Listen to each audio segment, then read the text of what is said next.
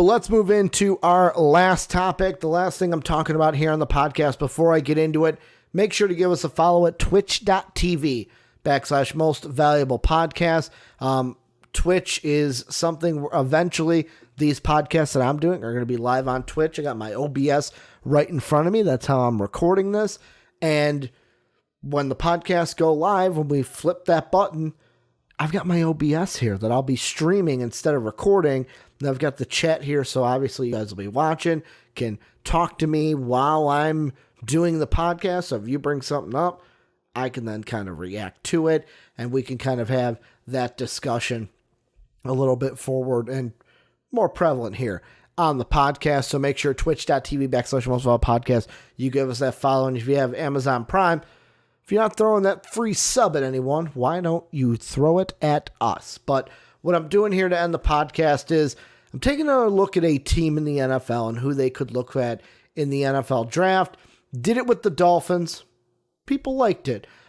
People liked it. People didn't like my opinions, but you guys watched it, and the watch time was pretty significant on it. So, I mean, why not do it again? And last time I did it for the Dolphins, if you want to check it out, it's right up there. I apologize to Dolphins fans for forgetting offensive tackle is a big need of yours. I guess you got to protect that nice, shiny quarterback if you're going to keep Josh Rosen as your guy. And you can take an offensive quarterback or offensive tackle. Yeah, an offensive quarterback, Ricky. They're all offensive quarterbacks.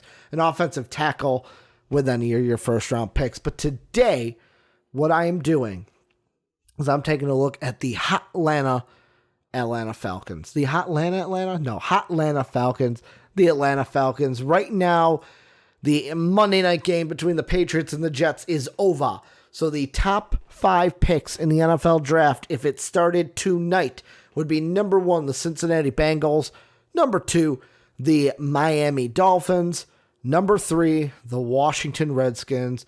Number 4, the Hotlanta Falcons. And then number 5, the New York Jets. And what I'm looking at when it comes to the Falcons is which prospects could they target if they end up with a first-round pick? Because, I mean, if I would have, yet again, I had this planned for last week.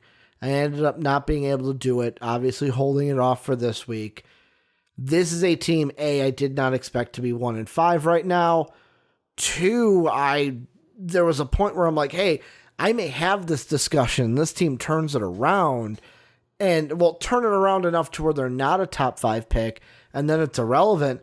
But then Matt Ryan goes down, and Matt Ryan's injury, like, if he's missing significant games, then, I mean, this team could get worse. And, I mean, you look at their next few games, they play Seattle, then they got the bye. Then coming out of the bye at New Orleans, at Carolina, Tampa. That'll be a tough one in the division. New Orleans, Carolina, like they have like straight 1, 2, 3, 4, 5 division games. 5 of their 6 division games right out of the bye. So things are not going to get easy for the Atlanta Falcons. This may be a topic that is prevalent all the way through the rest of this year. But right now, they would be the 4th overall pick. And who could they target? To me, there's a couple prospects that I'm looking at. The first one I want to get out of the way because every time I've looked up the Atlanta Falcons, I almost said Atlanta Hawks. I was like, what? That's basketball. Every time I've looked up the Atlanta Falcons, for some reason, why? Like, Falcon fans, can you help me out here? Because obviously, I'm just a Viking fan that's living in Chicago. So I'm far away from my finger on the pulse when it comes to the Falcons because I'm not a diehard Falcon fan like you guys are. My question to you is, what's going on with these Matt Ryan trade rumors? Because it kind of seems to me like how I'm looking at it as an outsider to the fan base is it's kind of something of like, is the fan base, like, are the fans bringing this up and they're hoping, hey, if we kind of make enough noise, maybe the team will make a move?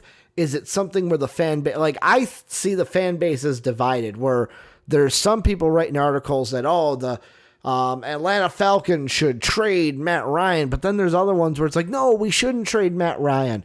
I want to know what you guys are thinking, Falcon fans, on that one, because that one just perplexed me, because like you look at Matt Ryan's contract situation right now, and yes, there's a potential out after the 2021 year, so you get him for 2 more years after this, but other than that, he's locked down till 2024. He's locked down until he's 39, and is it he's going to get old thing? Is it I don't know. I'm asking you guys, what's with the trade rumors, because I don't really get it. So I wanted to start there. Quarterback. Do they take a top 5? Hell no, I'm not taking a quarterback if I'm the Atlanta Falcons. Matt Ryan is fine in this situation. I am personally not looking to trade him. I'm not looking to take a quarterback up in here. If I went, I'm going to click full order right now. If I am Atlanta, if the draft were today, I would have the 4th overall pick, I would have the 35th overall pick, and then I would have the 68th overall pick. Those would be my top 3. If I really wanted a quarterback, take one in a later round. Take a Nate Stanley. Like, I'm not saying he's the exact one, but he's the one I'm using because he's going to be a guy that's going to be there later. So if you want a quarterback, hey, I want a young quarterback to be behind Matt in case things go sour as the contract gets older, that's fine, but you're not going to use it with your 1st overall pick. So I just wanted to address that here. I'm not looking for quarterback here in the top 5. For me, there's kind of there's 4 positions that I would think about looking at. And the first thing you got to do is right now, where in the top 5 are you going to be? Number 1 and number 2, you kind of got your pick of the litter, because number 1, teams are going to be looking for quarterback, and I just said you're not going to draft one. Number 2, the Bengals or Dolphins would probably go quarterback. Like, the number 1 pick is most likely 99.9. I'm going to double back on that. If you're number 1, I take Chase Young out of Ohio State, hands down. Number 2, you could get the same thing because a team at number 1 is probably going to go quarterback. That's the first position, though, that I look at is an edge rusher. And Chase Young is the guy that I'm looking at if I am the Atlanta Falcons. He is just on a tear this year for Ohio State. I mean, for his career, 31 tackles for loss, 10 and a half of them, if I can speak right, already this season. He's got a total of 9.5 sacks. He's 1 sack away from the most that he's tying last year, which was the most that he's had in his career. Dude is a freaking beast. And for me, if I'm looking for a pass rusher, hands down, that's the guy I'm looking at, Chase Young. And I mean, if I'm the Falcons, you can get him at 1, you can get him at 2, you can get him at 3, because if you didn't listen to the Joe Burrow, if you're just coming in on YouTube, the Joe Burrow segment I did, I think quarterback is going to be 1 and 2 in the draft, unless it's a team like the Falcons that doesn't need a quarterback. So really, if you're 1, 2, or 3, Chase Young is who I'm going with, because I'm looking at the team this year and your defensive ends, because the 2 guys that I would target are defensive ends in the, here, let me double check real quick. Yeah. Defensive end type of players. You've got right now on the depth chart, injuries could be a thing. I know there's one that I'm going to bring up later on, but I mean, right now you look at it and it's like, you've got Allen Bailey and then Takaris McKinley, who you drafted a couple years ago. You look at the sack numbers so far this year, they are not too good. Your leading sack guy is Grady Jarrett, who has 2. Then you have Vic Beasley, who has a sack and a half. You have Adrian Claiborne, who has 1. And then you have Takaris McKinley, who has half a sack. All of those guys have played all 7 games. So really, if my math, that's 5 sacks. That ain't good. You got to get more pressure at the quarterback To me, there's two positions that are the most important in football: the guy who throws the ball and the guy who gets after the guy who throws the ball. You have a guy who can throw the ball. Now get a guy who can get after that guy who can throw the football. You have a defensive coach in Dan Quinn. That's the number one need, I think, for this team is a pass rusher. And if you're 1, 2, or 3, you could get Chase Young. If you're 4 and 5, if you're still looking pass rusher, I think AJ Apenza, I think that's how you say it, the kid out of Iowa, he's a prime number 2. So for me, that's number 1. I'm either going Chase or AJ, depending on, like, if I'm 1, 2, or 3, it's Chase. If I'm 4 and 5, you go with AJ out of Iowa, and you lock down that pass rush. That is number 1. Number 2, I'm staying on the defensive side of the ball. Like, to me, I feel like the offense for the Falcons, and before I put my shoe in my mouth, this is a team that 12 points against Minnesota, 24 against the Eagles, 24, 10, 32, 33, 10. They've kind of been all over the place. The 10s were Tennessee, who their defense is pretty good. The Rams, their defense is pretty good. Minnesota, they had 12. Minnesota's defense is pretty good. Eagles' defense, not good this year, 24 points.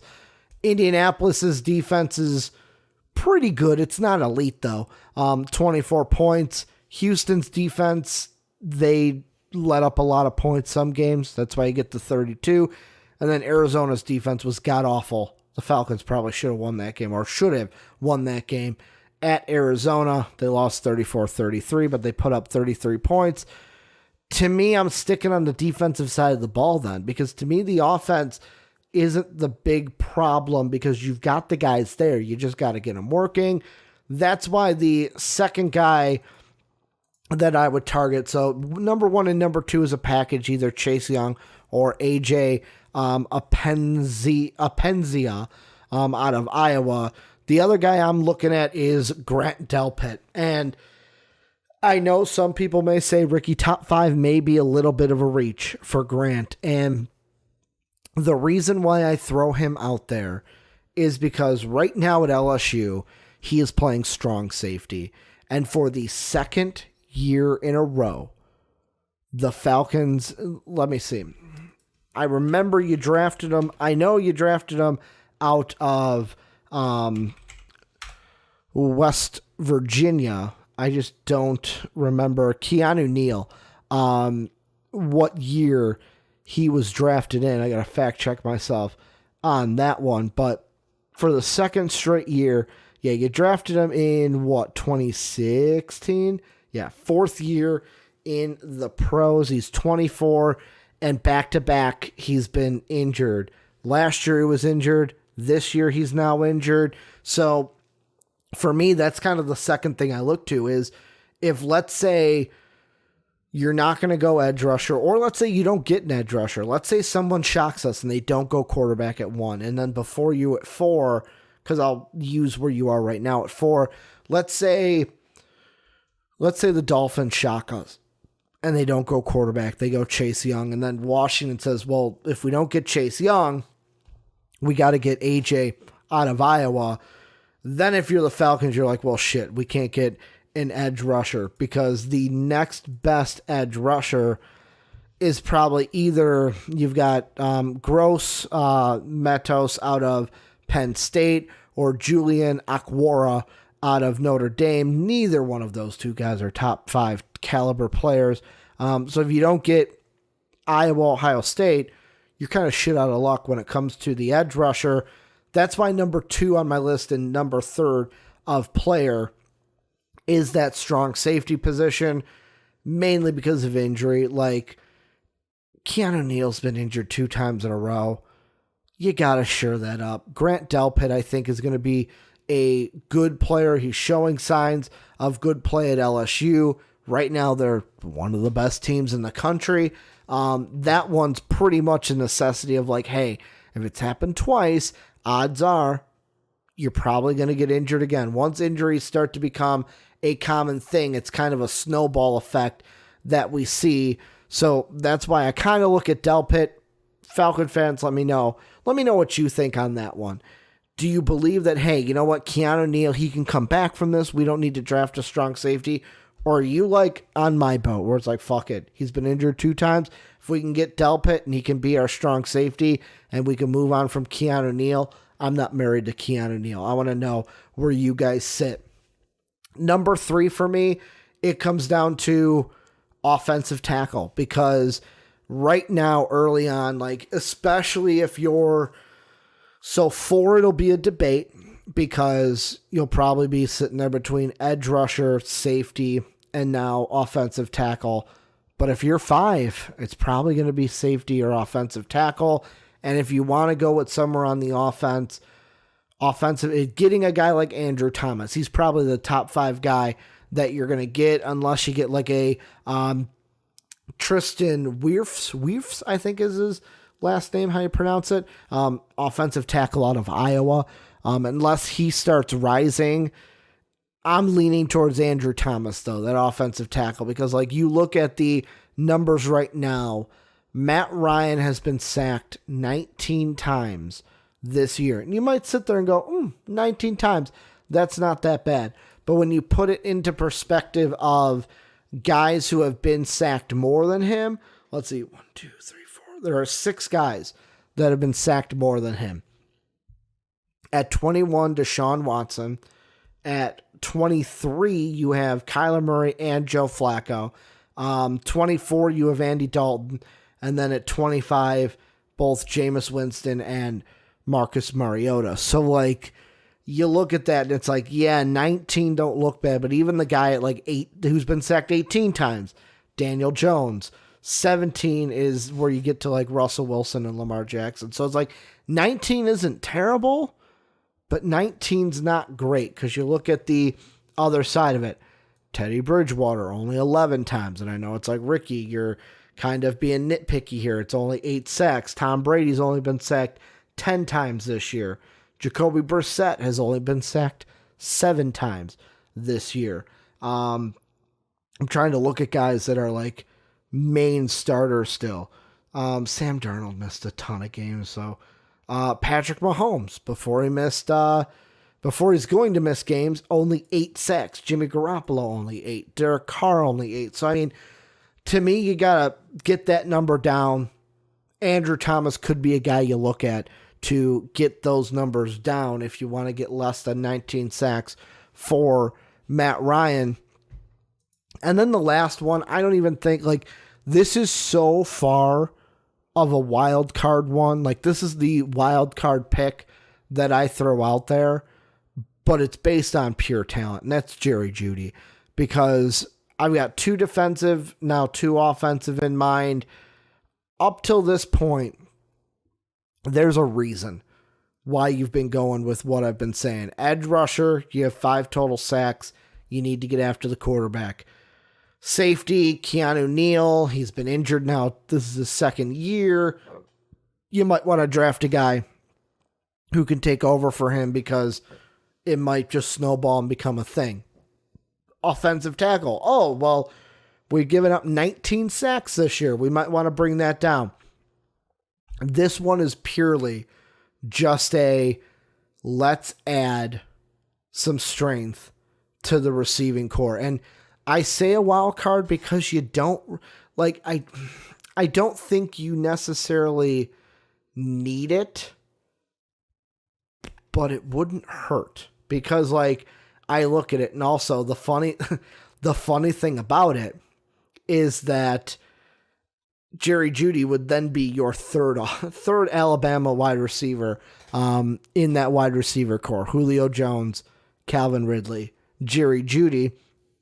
But I look at it and it's like, if you look at the depth chart for the Falcons right now, your top 3 receivers are, and I'm talking wide receivers, of course, you got Austin Hooper, who's your tight end who Matt Ryan really likes throwing to, but you got Julio Jones, Mohamed Sanu, Calvin Ridley. That's your main 4, or your main 3. Your 4th would be Justin Hardy. And if you look at the stats this year for the receiving, most of the targets are going towards Julio Jones. They should. He's your best receiving target out there. But he's only got 500 and he's pretty good, 560 yards through 7 games. Then the guy getting the second most targets is who I mentioned, Austin Hooper, the tight end. Other than that, you look at it and it's like Julio Jones, out of the 62 targets, he's caught 40 of those passes. Then Austin Hooper has caught 46 of the 55 that Matt Ryan has thrown his way.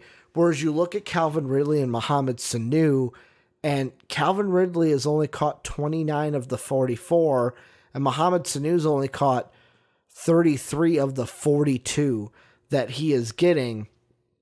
And after that, Justin Hardy's only gotten 10 targets. Yeah, he's caught 8 of those 10, but he's only got 10 targets, to where Jerry Jeudy could be a guy you look at and you go, hey, you know what? Let's look like Mohamed Sanu. Obviously, he is now the 4th on the targets list. Calvin Ridley, after year 2, let's evaluate him. Do we expect him to make the jump into second target guy, or is that Austin Hooper? Jerry Jeudy, also a very different receiver than Calvin Ridley. I think has a little bit more explosiveness than Calvin Ridley. I don't think it would be a bad pick to go with Jerry Jeudy if you have a top 5. Now, if you're at 4 where you're at now, that's where I throw the wild card situation into things. But if you're sitting there at 5, it wouldn't be a bad pick in my mind. It would add some juice to Matt Ryan and that receiving core. But if I had to put it down of okay, this is for sure what I'm going to do, what the Falcons need to do, top 5, not top 5, wherever they end up, the pecking order for me of their needs is they got to get a pass rush. They got to find some more protection for Matt Ryan. They need to find someone that can step in and fill the role for Keanu Neal if he gets injured again, or can phase out if they're like, hey, you know what, we don't want to deal with these injury concerns anymore. And then I'd say number 4 is boosting up that wide receiver core, because I didn't even mention the contracts. You look at the contracts, obviously Julio Jones is locked down.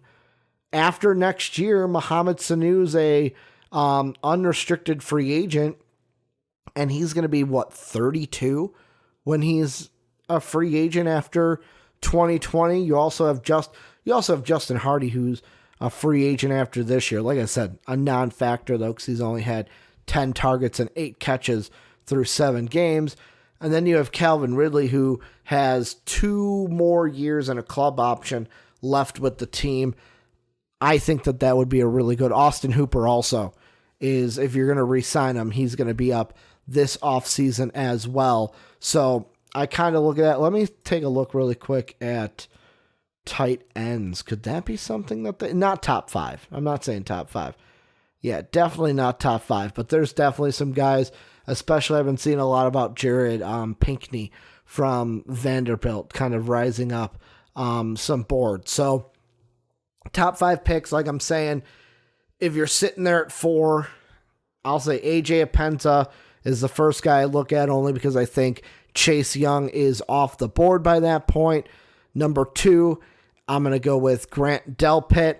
Number 3, Andrew Thomas. And then number 4, Jerry Jeudy. Those are kind of the big 4 if I had an Atlanta Falcons big board that I was coming up with for the 4th overall pick, where you guys sit right now. But Falcon fans, let me know, obviously, what you guys think down below in that comment section. Am I right? Am I wrong?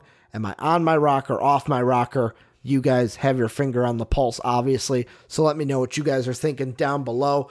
And that's going to do it for the Primetime Podcast this week. Thank you guys for tuning in, listening on podcast services around the world. We're hoping to get the podcast sooner or later on Spotify. Still in contact with them to figure out how we can get that done, since The RSS feed is through Blog Talk Radio. But I want to thank you guys for watching and listening. Make sure to support us on Patreon, patreon.com/mostvaluablepodcast. You can join the Discord server, join guys like Sam, Pat, Jake, John, Demon King.